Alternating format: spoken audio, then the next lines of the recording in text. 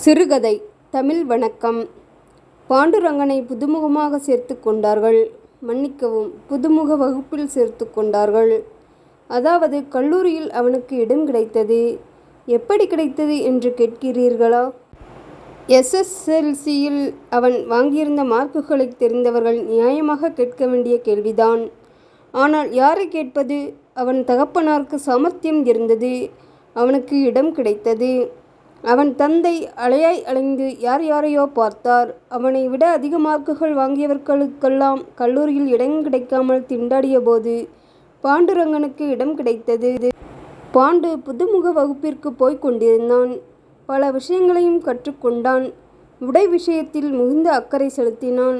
பார்ப்பதற்கு புதுவிதமாக முடிவெட்டி கொண்டு எப்படியோ வாரிக்கொண்டான். கண்ணாடியில் அவன் முகம் அழகாக தோன்றுவதாக எண்ணினானோ என்னவோ. இதெல்லாம் வயது கோளாறு தவிரவும் ஒருவனுடைய தனிப்பட்ட உரிமை. காலத்திற்கேற்ற கோலம் போடுகிறார்கள் என்று நாமும் அதை ரசிக்கலாம். ஆனால் அவனை விபரீத வழிகளிலெல்லாம் அழைத்து சென்றார்கள் நண்பர்கள். காசு வைத்து ஸ்ட்ரீட்டாடவும் கிளப்புகளுக்கு அழைத்து சென்றார்கள். பெண்கள் முன்பும் கல்லூரிகளின் முன்பும் வாயில் வந்ததையெல்லாம் பாடினார். வாழ்க்கையை பரிபூர்ணமாக அனுபவிக்க சினிமா உலகம்தான் சிறந்தது என்று கண்டுகொண்டார்கள் பாண்டுவின் நண்பர்கள்.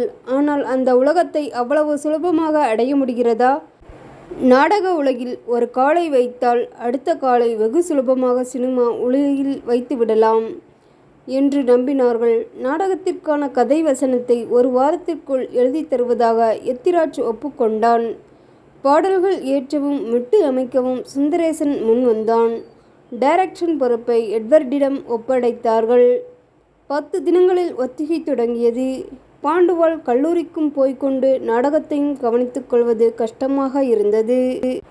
நாடகத்திலிருந்து ஒதுங்கினால் அப்புறம் நண்பர்கள் கூட்டத்தில் இருந்தே விலக்கி விடுவார்கள் அவனை.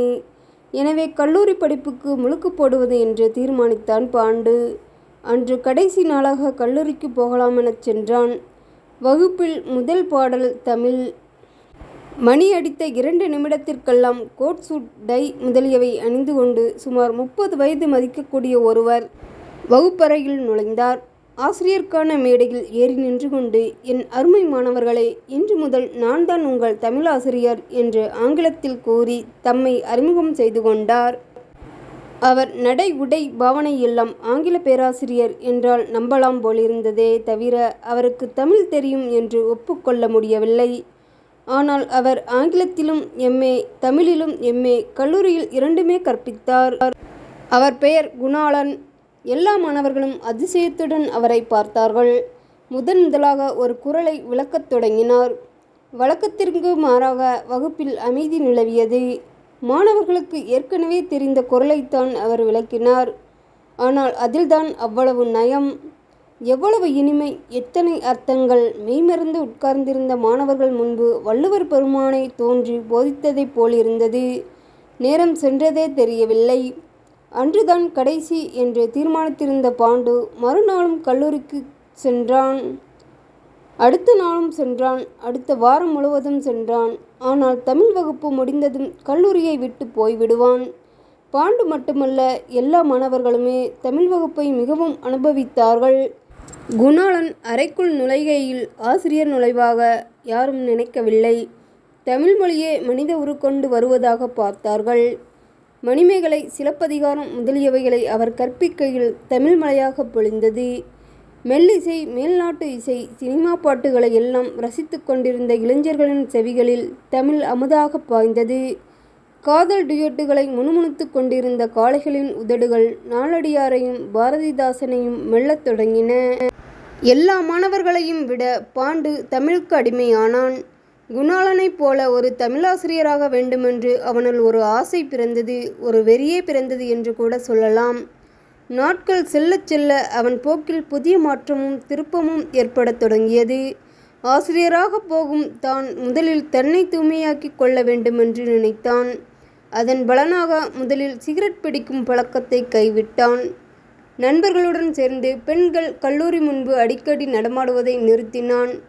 நாடக ஒத்திகைக்கும் போவதில்லை. நண்பர்கள் எவ்வளவு புத்திமதி சொன்னார்கள். நீ சிவாஜி ஆகலாம், MGR ஆகலாம் என்று ஆசை காட்டினார்கள்.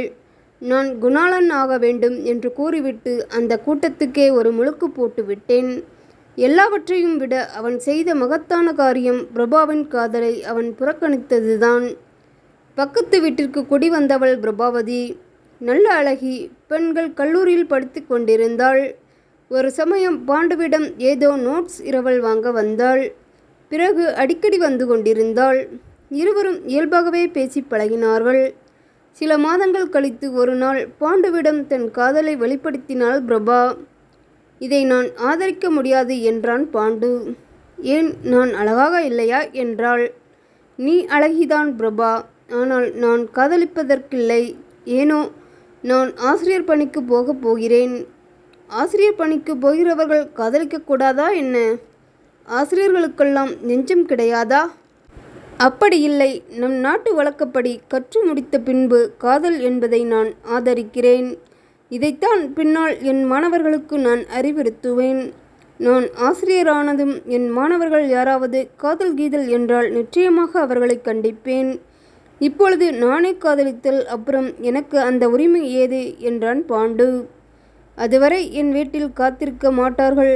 எப்படியும் இன்னும் 2 மாதங்களில் என் திருமணத்தை முடித்துவிட வேண்டும் என்று என் அப்பா முயற்சி செய்து கொண்டிருக்கிறார். மணந்து கொள்பவனை காதலி என்றான் பாண்டு. பிரபா கூறியது போல் 2 மாதத்திற்கெல்லாம் அவள் திருமணத்தை நடத்திவிட்டார் அவள் தந்தை. பிரபாவின் திருமணம் திருநீர்மலையில் நடந்தது. பழகிய குச்சத்திற்காக பாண்டுவும் சென்றான். அவளை மணக்கோலத்தில் பார்க்கையில்தான் அவன் உள்ளத்தில் ஓர் ஏக்கம் பிறந்தது. கிடைத்தற்கரிய ஒரு இரத்தினக்கல்லை கை நழுவ விட்டு விட்டோமோ என்று வேதனைப்பட்டது வாலிப நெஞ்சம். திருநீர்மலையிலிருந்து பல்லாவரம் வரை நடந்தே வந்து மின்சார வண்டியில் ஏறினான். அதுவரை அதிக கூட்டமில்லாத வண்டியில் கிண்டி வந்ததும் மூச்சுக்கூட விட முடியாத அளவுக்கு அடைந்தனர். எல்லோர் கைகளிலும் அடுத்த நாள் குதிரை பந்தயத்திற்கான டிப்ஸ் இருந்தது. ஒவ்வொருவருடைய முகபாவத்தையும் பார்த்து கொண்டே வந்த பாண்டுவுக்கு ஒரு முகத்தை பார்த்ததும் தூக்கி வாரி போட்டது.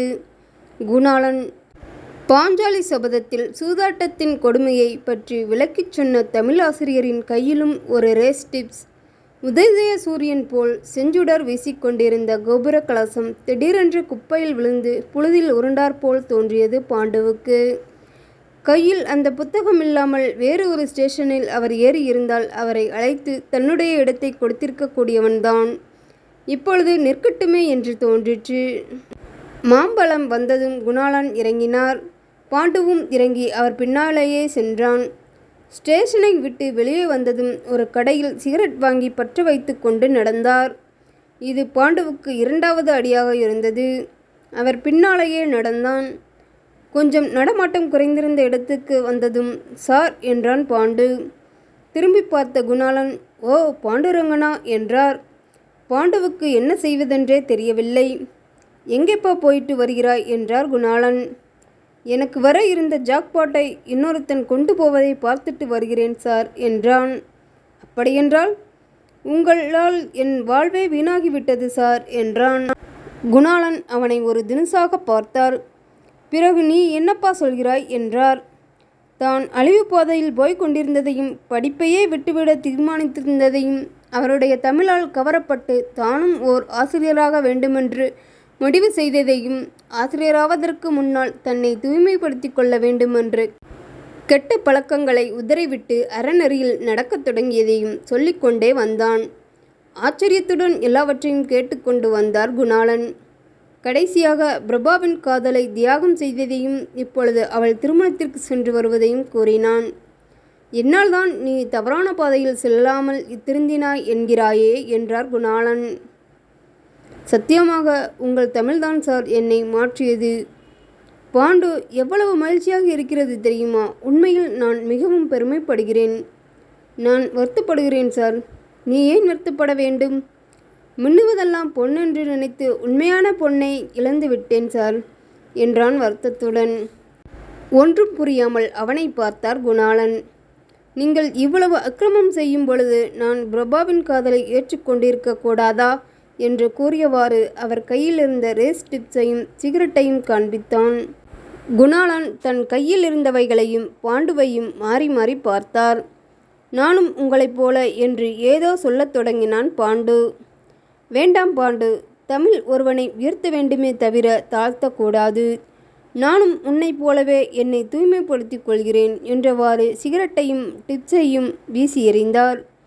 பாண்டுவின் முகம் மலர்ந்தது. அவரை பார்த்ததிலிருந்து அதுவரை சொல்லாத வார்த்தையை அப்பொழுதுதான் சொன்னான். வணக்கம் ஐயா என்று.